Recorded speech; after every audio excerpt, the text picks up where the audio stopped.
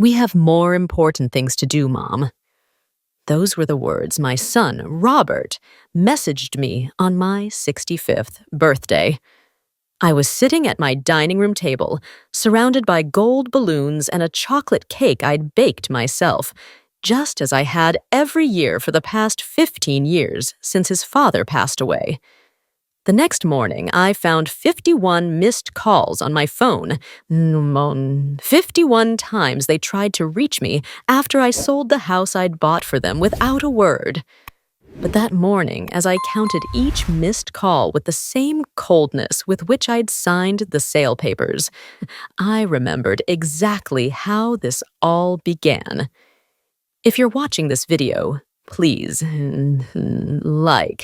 subscribe to the channel, and tell me in the comments where you're watching my story of revenge from. I want to know how far it has reached. It was a Tuesday in October when I decided to organize my birthday party. I'd been planning it for weeks, buying the ingredients for Robert's favorite cake, and those petits fours he'd loved since he was a child. I'd even had the dining room table, which had belonged to my mother, professionally restored. The house smelled of cinnamon and vanilla when I finished baking. I'd set the table with embroidered tablecloths and linen napkins I saved for special occasions, and I'd even cut flowers from the garden for a centerpiece. Everything was perfect, just as I always tried to make it when my family came to visit. By 6 p.m., the table was set for 4. Robert, his wife Sarah, my granddaughter Mary, and me. I had spent the entire afternoon cooking: herb-roasted chicken, creamy mashed potatoes, a fresh salad, and those dinner rolls Sarah loved so much. The golden light of the sunset streamed through the dining room windows, creating that warm atmosphere that always made me feel like everything was right in the world. I lit the candles, put on some soft background music, and sat down to wait. 6:30, 7:00, 7:30. The chicken was getting cold, the candles had burned down halfway, and I was still sitting in my chair in the blue dress I'd bought especially for the occasion, watching the door every time I heard a noise in the street. At 8:00, I decided to call. The phone rang 5 times before Robert answered in a distracted voice, as if he were doing other things while talking to me. Mom, I'm sorry, but we're not going to be able to make it. Something came up with Sarah's work, and Mary has a school project due tomorrow. His voice was flat, emotionless, as if he were canceling a dentist appointment, not my birthday celebration. We'll celebrate another day, okay? Before I could even respond, he had hung up. I remained seated in silence for a long time, the phone still in my hand, looking at the perfectly set table that suddenly seemed like an empty theater stage after all the actors had gone. The candles were still burning, the food was still warm, but the house had filled with a silence that hurt more than any scream. It was then that the message arrived. We have more important things to do, Mom. Not even a proper apology, not a belated happy birthday, just that cold sentence that pierced my chest like a knife. That night, as I packed the food into plastic containers and blew out the consumed candles, I didn't cry. Something strange was happening inside me, something that took me days to identify. It wasn't sadness. It was a kind of cold awakening, like when you realize you've been living a dream and suddenly open your eyes to a completely different reality. They should have seen the signs long before. Now, sitting on my new porch, 125 miles away, I can see with crystal clear clarity all the moments I ignored, all the strange conversations I let slide, all the glances Robert and Sarah exchanged when they thought I wasn't looking. The truth is, I had been blind for months, maybe years, believing I was the perfect grandmother and mother-in-law, the one who was always available, the one who never said no.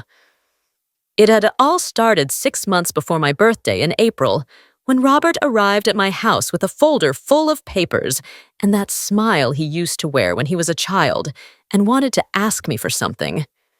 "Mom, I have a proposal you're going to love," he told me, settling on to the living room sofa while Sarah stood by the window, looking out at the garden with an expression I now understand was one of poorly disguised impatience. "We found the perfect house for us, but we need your help with the down payment," Robert continued, holding his hands out to me in that gesture I knew so well. "It's a unique opportunity, Mom. A house in the best neighborhood with a yard for Mary and near good schools." His eyes were shining with that genuine emotion I hadn't seen in him for years, and my mother's heart immediately melted. The house cost $150,000. They had saved $30,000, but they needed me to put up the remaining $120,000. "Just temporarily," Sarah insisted, finally approaching the couch with a smile that I now recognize as calculated. "We'll pay you back everything with interest in 6 months. Robert just got that promotion at work, and I have several decorating projects that are about to be confirmed." I didn't hesitate for a second. That same afternoon, we went to the bank. I took the money from my life savings, the dollars I had saved by working as a secretary for 40 years, cleaning houses on weekends, and selling homemade cookies at neighborhood parties. All that silent sacrifice, I handed it over without a second thought because I saw the happiness in my son's eyes, because I wanted my granddaughter to grow up in a nice house, because I believed that's what mothers do. Give everything for their children's happiness. But there was something else. Robert asked me to sign some papers to facilitate the legal procedures.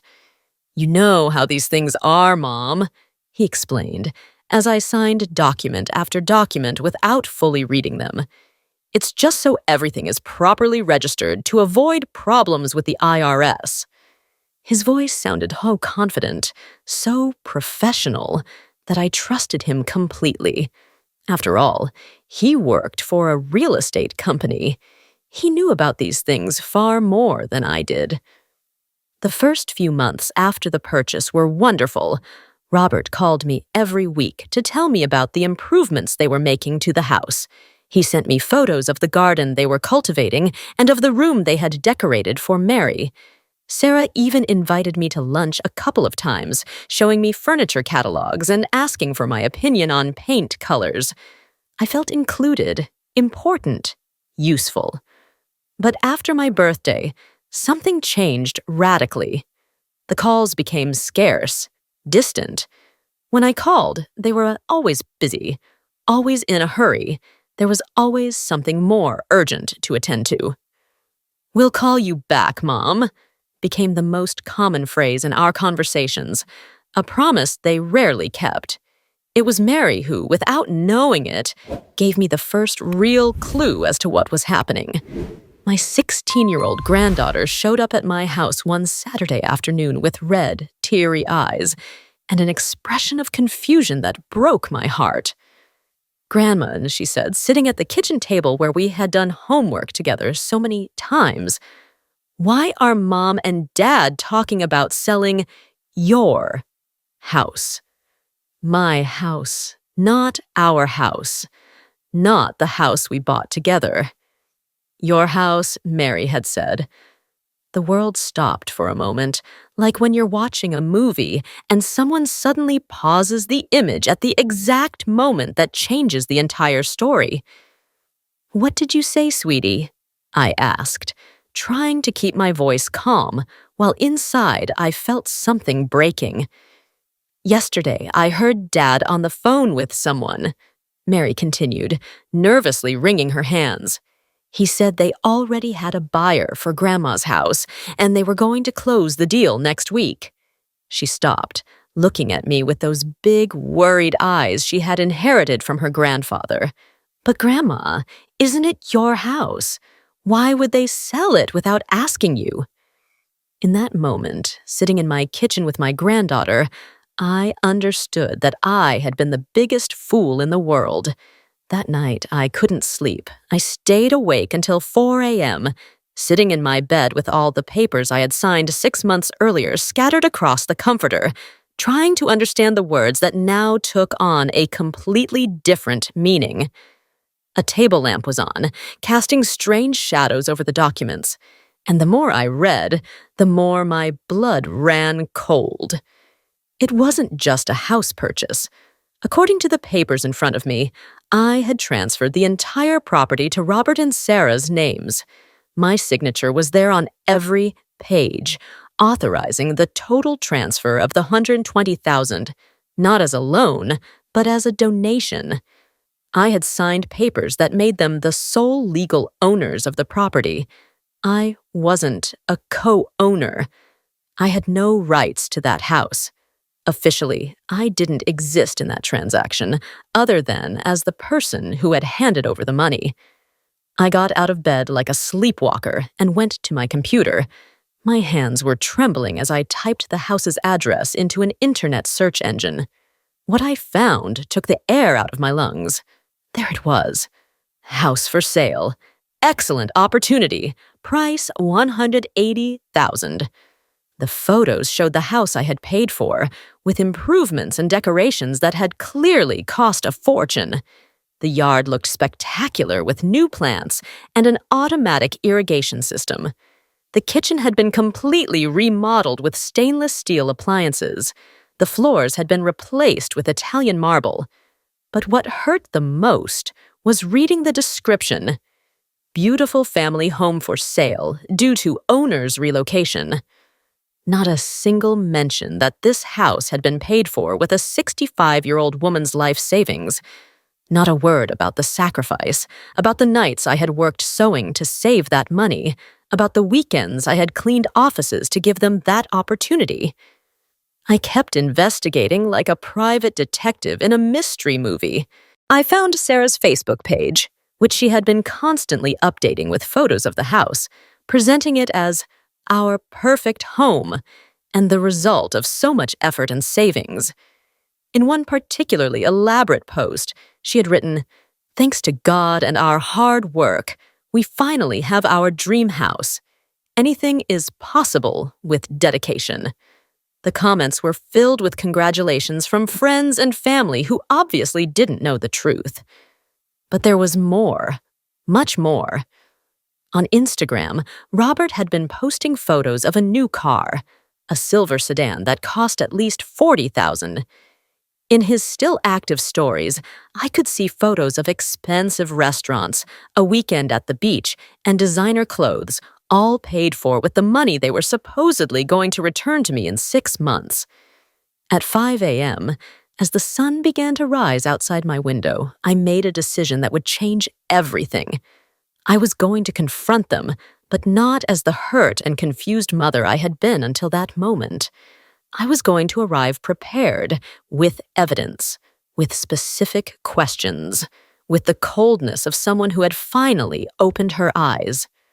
I took a shower, put on my best navy blue pantsuit, the one I used for important occasions, and carefully applied my makeup. I wanted to look strong, dignified, like the woman who had worked her whole life and deserved respect. At 8 o'clock sharp, I was ringing the doorbell of the house I had paid for, but which legally no longer belonged to me. Sarah opened the door in a bathrobe, with a cup of coffee in her hand and an expression of surprise that quickly transformed into something resembling guilt. "Grace, what a surprise. So early," she said without inviting me in, partially blocking the entrance with her body. "Robert already left for work. Did you need something specific?" "Yes," I replied with a calm that surprised me. "I need to talk about the sale of my house." Her face went pale instantly, and the coffee cup trembled slightly in her hand. "Oh, and I also want you to explain where the money came from for the new car, the beach vacation, and all those renovations I see you made to the kitchen." In that moment, I knew that she knew that I knew. And I also knew that the war was just beginning. Sarah finally let me in, but her attitude had changed completely. She was no longer the smiling daughter-in-law who asked me for decorating advice.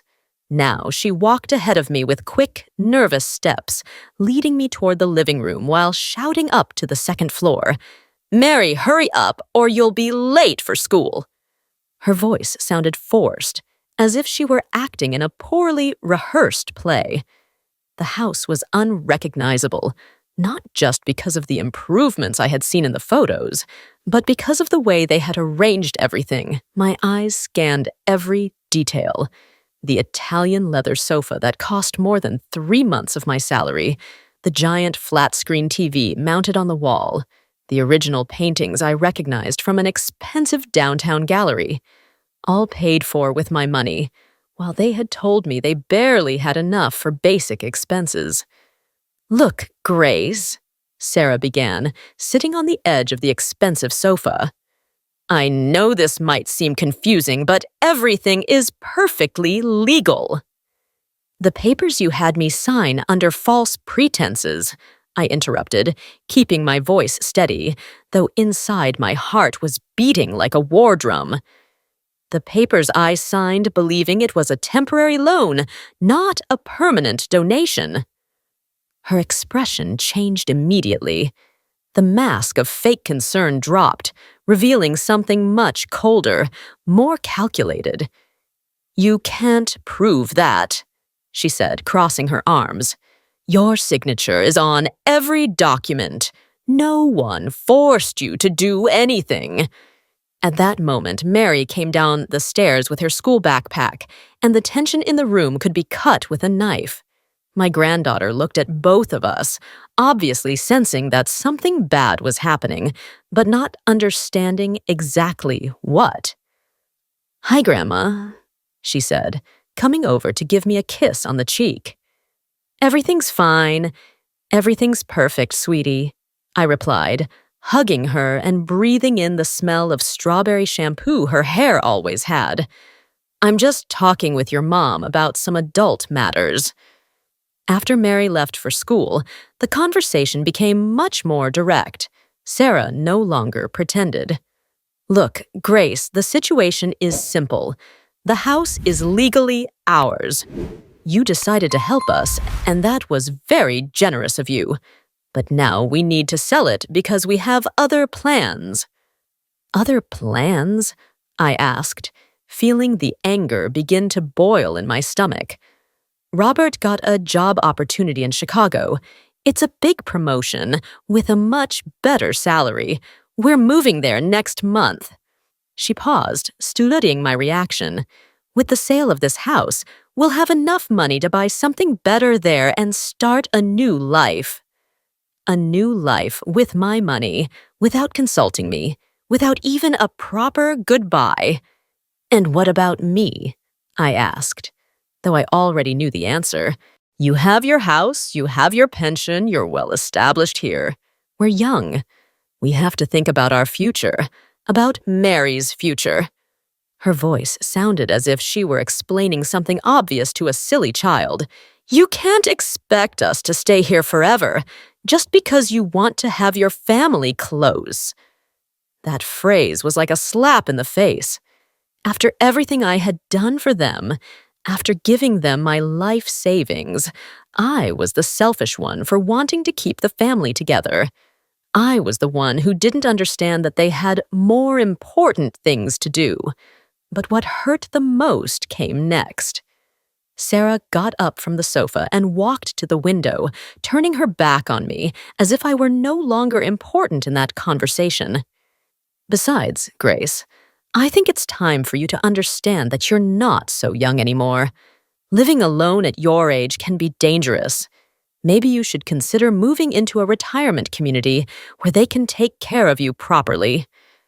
The silence that followed was deafening.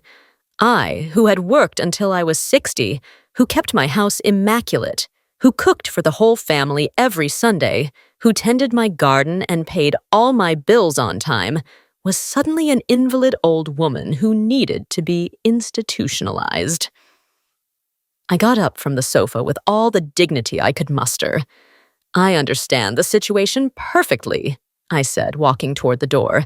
You have made your decisions, and now I will make mine. When I reached the entrance, I turned one last time. Oh, and Sarah, one more thing. This conversation has clarified many things for me, especially about the kind of people you really are. I left that house for the last time without looking back, but in my mind, the first elements of a plan they never saw coming were already forming. That same afternoon, while they thought I was at home crying like a defeated old woman, I was sitting in the office of attorney Stephen Davis, the best family law lawyer in the city. His office smelled of old books and strong coffee, and the walls were covered with diplomas and certificates that spoke of 40 years of experience defending complicated cases. Mrs. Miller, he said after carefully reviewing all the documents I had brought, this is a classic case of family financial abuse. Unfortunately, it's more common than people think. His glasses slid down his nose slightly as he examined each page with the meticulousness of a surgeon. The good news is that we have several legal options. I explained everything. The broken promises, the lies about the temporary loan, the deception about the documents I signed, the costly improvements made with money they supposedly didn't have, and especially the conversation from that morning where it became clear that everything had been planned from the beginning. Is there anything I can do? I asked him, feeling a small spark of hope for the first time in days. Attorney Davis smiled in a way that reminded me of my father when he had an ace up his sleeve in a card game. Ma'am, not only is there something we can do, there are several things we're going to do, and all of them are completely legal. He opened a new folder and began to write notes quickly. First, we are going to initiate a process for fraud and manipulation. Second, we are going to request an investigation into all of their recently acquired assets. And third, he paused, looking me directly in the eyes with an expression I couldn't interpret. Third what? I asked.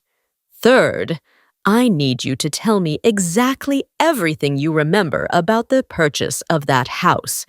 Every detail, every conversation, every promise they made to you, because I have a suspicion that there are more irregularities than what appear on these papers. For the next 2 hours, we reconstructed the entire story from the beginning. The lawyer took constant notes, asked specific questions, and every so often he raised his eyebrows as if he had discovered something important.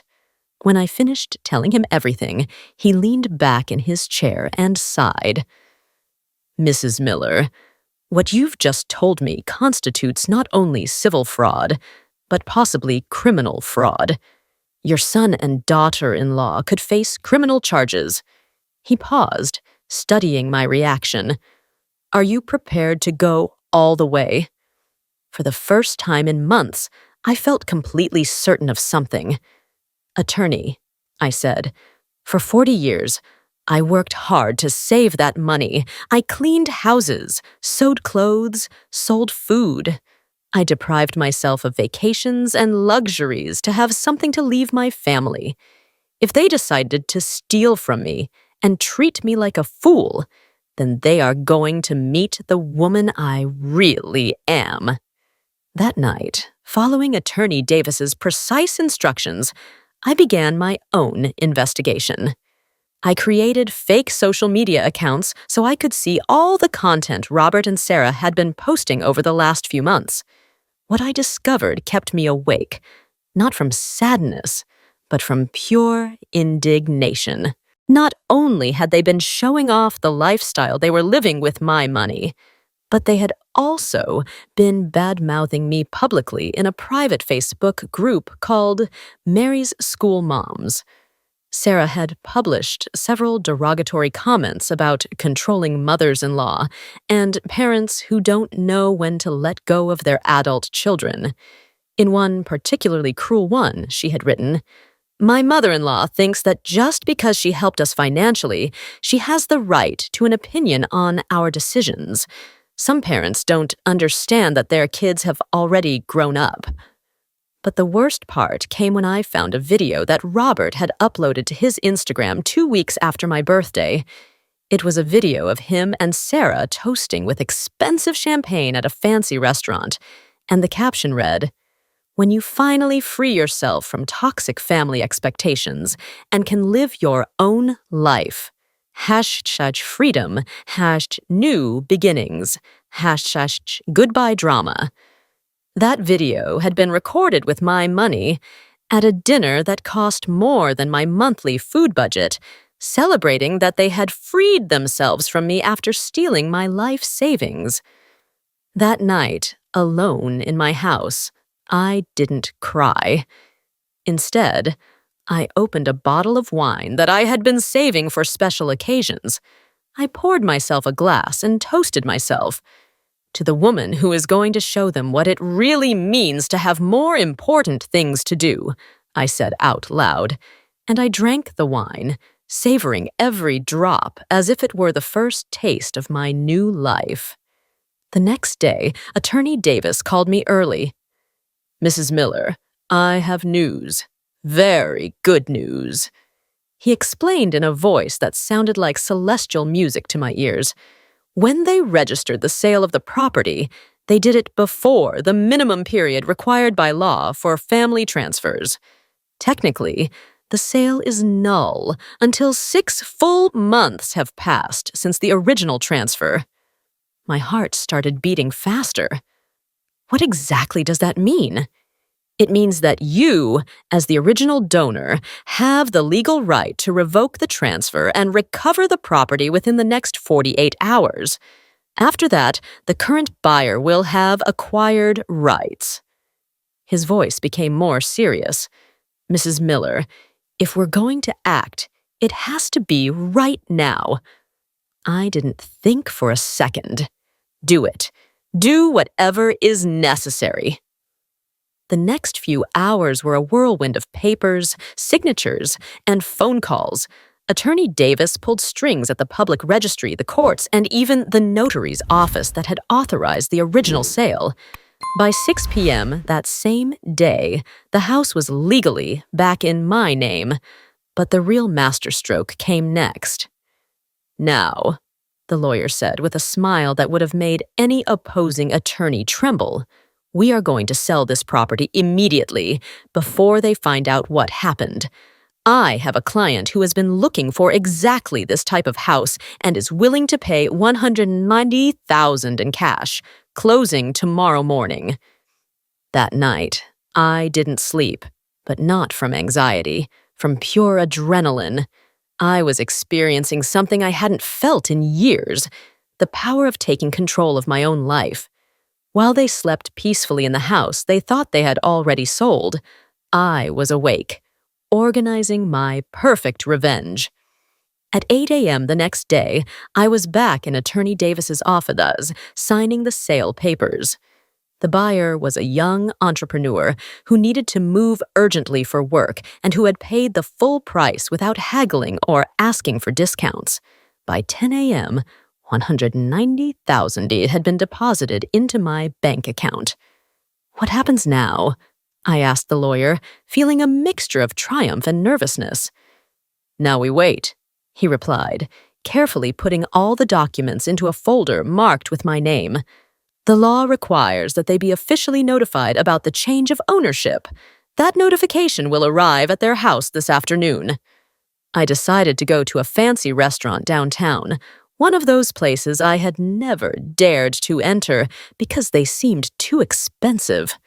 I ordered the most expensive dish on the menu, a bottle of white wine and dessert. For the first time in years, I felt like an important woman, like someone who deserved to be treated with respect and consideration. As I savored my food, my phone began to vibrate. First, a text message from Robert. "Mom, we need to talk urgently. Come to the house right now." Then another. "Mom, answer the phone. And another, "This is serious. Something is happening with the house." I didn't answer any of them. Instead, I ordered a coffee and a slice of chocolate cake and stayed seated, enjoying my lunch while my phone wouldn't stop ringing. By 3 p.m., I had 23 missed calls and 18 text messages, each more desperate than the last. "Mom, please, we have to talk. We don't understand what's going on. The notary says we are no longer the owners." "Mom, please, answer." Finally, I decided to answer, not because I felt sorry for them, but because I wanted to hear their voices when they realized that the foolish, defenseless mother they had thought they could manipulate no longer existed. "Hello, Robert," I said in a voice so calm it surprised me. "Mom, thank God you answered. Where are you? We need you to come right now. There's a huge problem with the house." "There's no problem," I replied, taking a sip of my coffee. "The house was sold this morning, just as planned." The silence on the other end of the line was so long that I thought the call had been disconnected. "What did you say?" he finally asked in a voice I barely recognized. "I said the house was sold for $190,000. A good price, don't you think?" "But Mom, that's our house. We had already sold it. We have a signed contract."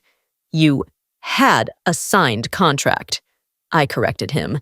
But it turns out that contract was illegal, and since the house became legally mine again, I decided to sell it to whomever I pleased. What followed were 10 minutes of screaming, pleading threats, and finally the most pathetic crying I had ever heard in my life. Robert, my 35-year-old son, crying like a 5-year-old because his perfect plan had fallen apart.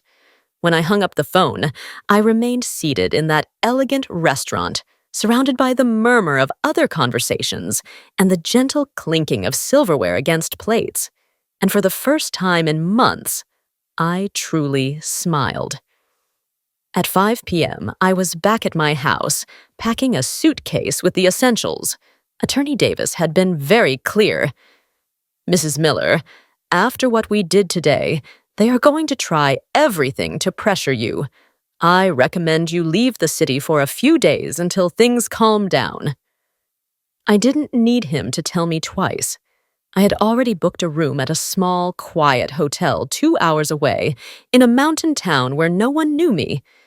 As I carefully folded my clothes, I heard the sound of a car braking sharply in front of my house. Through the window, I saw Robert's silver sedan, the one they had bought with my money. The doors opened violently, and he and Sarah got out, followed by Mary, who had clearly been crying. Their steps sounded like hammer blows against the concrete of the driveway as they approached my door. The banging began before they could even ring the doorbell. "Mom, open the door right now," Robert shouted in a voice I hadn't heard since he was a rebellious teenager. "We know you're in there. We have to talk." I didn't move from my room. I continued packing with slow, deliberate movements, folding each garment as if it were the most important thing in the world. Every knock on the door, every shout, every desperate plea only confirmed that I had made the right decision. "Grace, please." It was Sarah's voice now, but she no longer sounded like the polite, manipulative daughter-in-law she had always been. She sounded like a woman on the verge of hysteria. "You can't do this. We have rights. We have a contract with the buyer." Mary had fallen silent, but I could hear her quiet sobs through the door. That hurt more than all the shouts combined, but not enough to change my mind. If my granddaughter was suffering, it was her parents' fault, not mine. For half an hour, they continued knocking, shouting, pleading. Robert reached the point of yelling, "Mom, if you don't open the door, we're going to have to call the police. This is theft. This is illegal." It was then that I decided to answer them. I approached the door without opening it and spoke just loud enough for them to hear me clearly. "Robert, if you want to call the police, go ahead. I have all the legal documents that prove the house was mine, and that the sale you made was illegal. I also have evidence of all the money you spent that you supposedly didn't have." The silence that followed was absolute. Even Mary stopped crying for a moment. "Besides," I continued, "if you call the police, I'll also have to show them the screenshots of all the posts where you show off the lifestyle you're living with money you stole from me, including that beautiful video where you celebrate freeing yourselves from me." I heard Sarah whisper something that sounded like, "She didn't know she saw that," and Robert reply with a word I won't repeat. "Mom," Mary said in a small, broken voice, "I didn't know anything about this. Please don't be mad at me." My heart broke in two. I opened the door just a crack and saw my granddaughter with red, swollen eyes, standing between her parents like a hostage in a war she hadn't started. "My love," I said, "I could never be mad at you. This is between the adults. None of this is your fault." It was then that Robert completely lost control. "Stop manipulating my daughter. You're the one who's destroying this family. Everything we did was for our future." "Your future?" I asked, opening the door completely and looking him in the eyes for the first time in days. "Your future built on lies, theft, and a lack of respect for the woman who gave you life? Is that the future you want?" Sarah stepped forward with an expression that was trying to be threatening, but only managed to look desperate. "Grace, you don't understand the consequences of what you did. We already had that money committed. We have debts to pay. We have the job in Chicago waiting for us." "That's not my problem," I replied with a coldness that even surprised me. "You made your plans without consulting me. You spent money that wasn't yours, and you lied to me for months. Now face the consequences." Robert looked at me with an expression that mixed fury, disbelief, and something I took a moment to recognize: fear. "Mom, are you really going to destroy your own family for money?" "I didn't destroy anything," I replied. "You destroyed the trust. You destroyed the respect.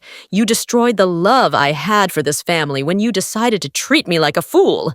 I am just picking up the pieces of my dignity." I left them standing in my yard and closed the door. I finished packing, called a taxi, and left my house without looking back. In the taxi, as I watched my neighborhood, my house, my old life fade away through the window, I felt like a butterfly that had just emerged from its cocoon. The hotel in the mountains was exactly what I needed: small, quiet, with a spectacular view of the valley, and a staff that didn't ask questions. My room had a balcony with 2 wicker chairs and a small table where I could have my morning coffee while contemplating a landscape that seemed straight out of a postcard. For the first time in months, I was in no hurry to do anything. I didn't have to cook for anyone but myself. I didn't have to worry about the needs of others. For the first 2 days, my phone wouldn't stop ringing. 51 missed calls the first day, 37 the second. The messages had become increasingly dramatic and desperate. Robert had gone from fury to pleading and finally to veiled threats. Sarah alternated between fake apologies and direct attacks on my character.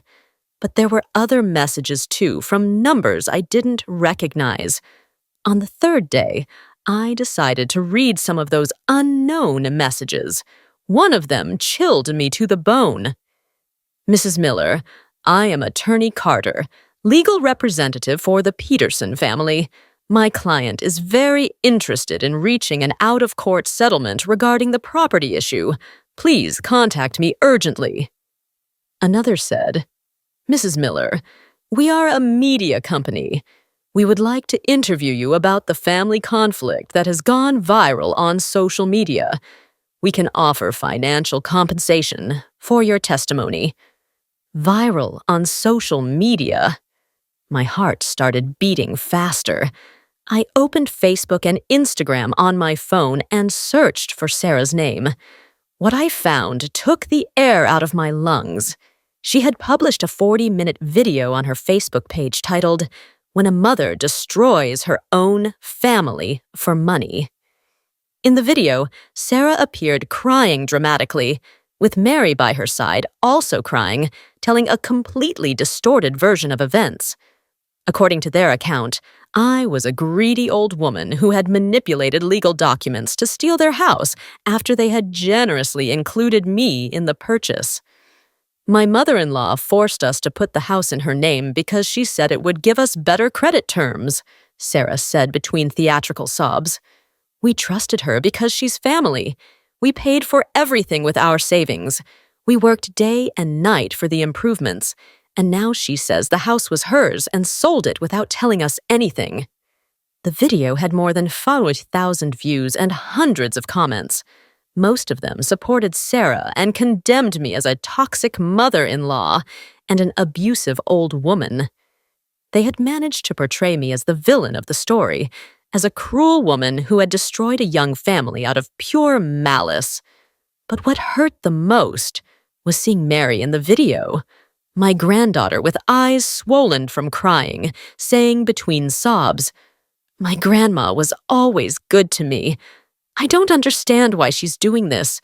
We just want her to give us our house back so we can move to Chicago as we had planned." The video had been shared thousands of times and had already reached local radio shows and gossip blogs.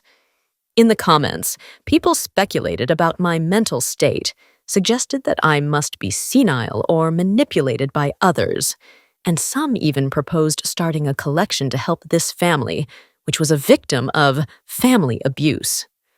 I got up from the hotel bed and walked to the balcony. The fresh mountain air helped me calm down and think clearly. I immediately called Attorney Davis. "Mrs. Miller, several media outlets have already contacted me asking about the case," he said before I could explain what I had seen. "I recommend that you do not make any public statements for now. They are playing the victim card. But we have something better, the documented truth." "What do you mean?" I asked, suddenly feeling very tired. "I mean that I have all the proof of what really happened. The original documents that clearly establish that you were the sole owner, the screenshots of all their posts showing off their expenses, the exact dates that prove they lied about their income, and something else I discovered yesterday." "What else?" "Your son and daughter-in-law applied for a bank loan of $50,000, using the house as collateral 3 days before they sold it to the first buyer. Technically, they were committing bank fraud in addition to swindling you." That information changed everything. It was no longer just a family dispute, but a case of fraud that could have serious criminal consequences. "Attorney," I said, feeling a strange calm come over me, "I think it's time for the truth to come out." "Are you sure? Once we start the full legal process, there's no turning back." I looked out at the valley from my balcony, where the afternoon sun was painting the mountains gold, and I thought of all the years I had worked in silence, sacrificed in silence, loved in silence. The time had come for my voice to be heard. "I'm sure," I replied. "Do everything that's necessary." 3 months later, I was sitting on the porch of my new house in a coastal town 4 hours from my old life, watching the sunrise over the ocean while drinking my morning coffee. The house was small, but perfect. 2 bedrooms, a kitchen with an ocean view window, and a garden where I had planted roses, lavender, and herbs. I had bought it with the money from the sale, and I still had enough left over to live comfortably for many years. The legal process had ended the previous week. Robert and Sarah faced charges for bank fraud and were sentenced to pay a significant fine and perform community service.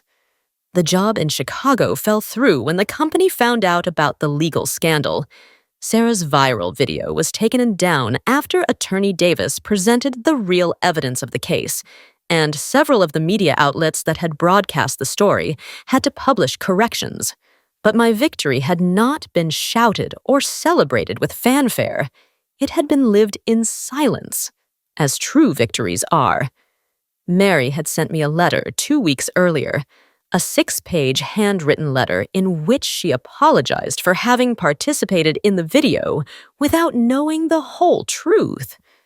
Grandma wrote in her careful teenage handwriting, "I now understand that my parents lied to me about many things. I didn't know that you had paid for the house completely. I didn't know that they had deceived you with the documents. I didn't know they had been spending your money on unnecessary things. I feel terrible for having appeared in that video saying things that weren't true." The letter went on to explain that she had decided to go live with her Aunt Elizabeth, Sarah's sister, because she could no longer stand the toxic environment in her house. My parents don't stop fighting, blaming each other, and blaming you for everything that's happening to them. But I know that they got themselves into this mess. At the end of the letter, Mary wrote, "I know you probably don't want anything to do with this family anymore, and I would completely understand. But if you ever forgive me and want to see me, I'll be waiting.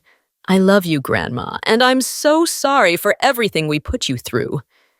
That letter had made me cry for the first time in months, but not from sadness, from relief. My granddaughter, the only innocent person in this whole story, had managed to see the truth for herself. I had replied immediately, inviting her to visit me at my new house during her summer vacation. I wanted to show her my garden, cook with her in my new kitchen, and walk together on the beach at sunset. I wanted to show her that true love survives lies and manipulation. Robert never apologized. In the last messages he sent me before I changed my phone number, he continued to blame me for destroying the family and for being a selfish mother. Sarah had tried to contact me through social media with messages that alternated between dramatic apologies and veiled threats. I had blocked all their profiles. I didn't feel hatred toward them. That had been the most surprising thing about this whole process, discovering that after all the pain and betrayal, what I felt toward my son and daughter-in-law was not hatred, but a kind of quiet indifference. They had proven to be people I couldn't trust, people who were willing to hurt those who loved them for money and convenience. And when you know someone's true nature, you can no longer love them in the same way. I finished my coffee and got up to water the plants in my garden. The roses had begun to bloom, and the scent of lavender mixed with the salty sea breeze.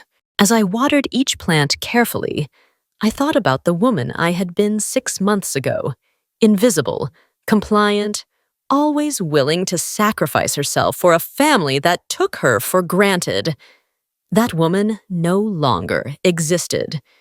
In her place was a woman who knew her worth, who had reclaimed her dignity, who had learned that self-love is more important than the approval of others, a woman who had discovered that sometimes, to save what really matters, you have to have the courage to leave everything behind. That afternoon, as I prepared dinner in my kitchen with a view of the sea, the doorbell rang. It was the mail carrier with a small package for me. It had no return address, but I recognized the handwriting immediately. It was from Mary.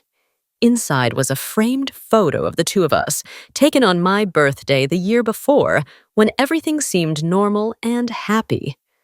On the back, in her careful handwriting, she had written, "To the bravest grandma in the world, thank you for teaching me that standing up for yourself isn't selfishness. It's survival." I placed the photo on the kitchen window ledge where I could see it while I cooked. Then I turned on the radio, put on some soft music, and continued preparing my dinner, alone but not empty, at peace after the storm. That night, before going to sleep, I opened the windows of my bedroom to listen to the sound of the waves against the coast. For the first time in years, I fell asleep without worries, without anxieties, without fear. I had won something more valuable than money or property. I had reclaimed my life. 2 years later, the sound of the doorbell at my house by the sea no longer startled me as it had at the beginning. I had learned to enjoy unexpected visits. The fresh fish vendor who came by every Tuesday, Mrs. Davis, who lived 2 houses down and had become my afternoon tea companion, or the neighborhood children who came to ask for oranges from my tree. But that Saturday morning, when I opened the door, I was met with a surprise that took my breath away. Mary was standing at my entrance, but she was no longer the confused, hurt teenager who had visited during vacations. She was a young woman of 18 with a radiant smile and a suitcase in her hand. "Hi, Grandma," she said, and her voice sounded different, more mature, more confident. "I've come to ask you for a very big favor." I let her in and made coffee while she settled onto the living room sofa, the same place where we had spent so many hours during her previous visits, talking about life, about her parents' mistakes, about her dreams of studying veterinary medicine and working with marine animals. "I got a full scholarship to study marine biology at the university in the capital," she told me, her eyes shining with excitement. "It's everything I've always wanted, Grandma.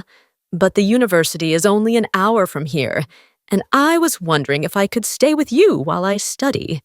I promise not to be a bother. I can help with expenses by working on weekends. I can cook, clean." I didn't let her finish.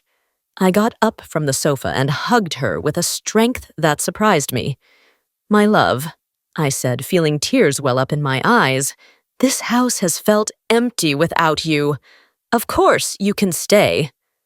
That afternoon, as I helped Mary put her things away in the room that had been waiting for her for 2 years, she told me about her life with Aunt Elizabeth, about how she had finished high school with excellent grades, about how she had worked part-time at a veterinary clinic to save money, and about something that broke my heart. It had been more than a year since she had spoken to her parents. "After everything that happened, they tried to manipulate me into helping them get money from you," she explained, while hanging her clothes in the closet. "They asked me to write you letters asking you to give them a second chance, to lend them money for a new business. When I refused, they started treating me like I was the enemy." She sat on the bed and looked at me with a sadness I hadn't seen in her eyes in a long time. "Grandma, do you think I'm a bad person for not wanting a relationship with my own parents?" I sat down next to her and took her hands in mine. "My child," I said, "sometimes the families we choose are more important than the families we are born into. You chose honesty over blind loyalty. You chose your future over their manipulation. That doesn't make you a bad person. It makes you a strong person." That night, I prepared a special dinner to celebrate that Mary would be living with me. As we cooked together in my small kitchen, I realized something beautiful. During the 2 years I had lived alone, I had learned to be happy by myself. But having Mary back didn't make me feel dependent or needy. It made me feel complete in a different way, like when you share something good that you already have, not when you are looking for something you lack.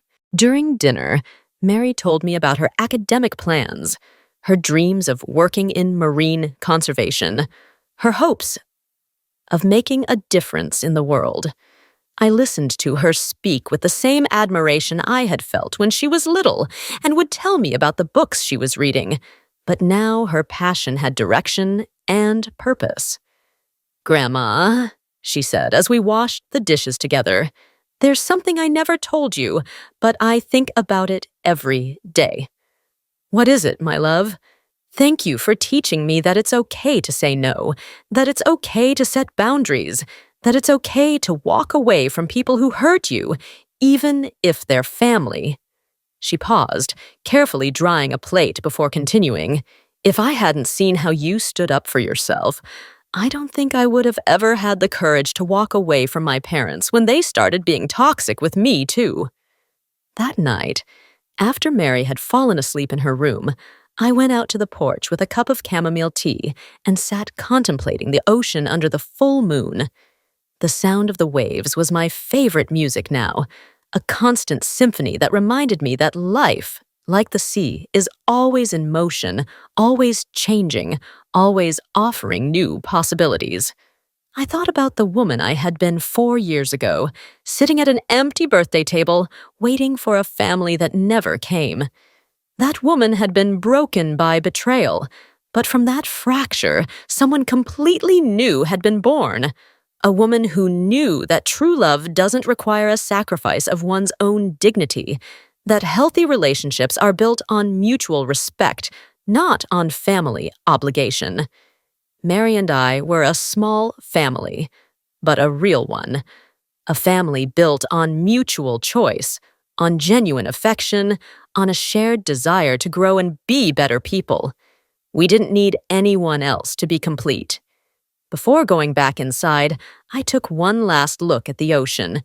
Tomorrow would begin a new stage, being the grandmother who supports her granddaughter's dreams, the woman who had found peace after the storm, the person who had learned that sometimes, to save what really matters, you have to have the courage to leave everything behind. And for the first time in my life, I wasn't afraid of the future. The names and places in this story have been changed to protect the identities of those involved. We do not share this to judge, but in the hope that someone will pause and reflect on how many mothers are silently suffering within their own homes. I truly wonder, if you were in my place, what would you do? Would you choose silence to preserve peace, or would you dare to confront everything in order to reclaim your voice? I long to hear your thoughts, because every story is like a candle that can light the path for someone else. I firmly believe that God always blesses and that courage leads us toward brighter days.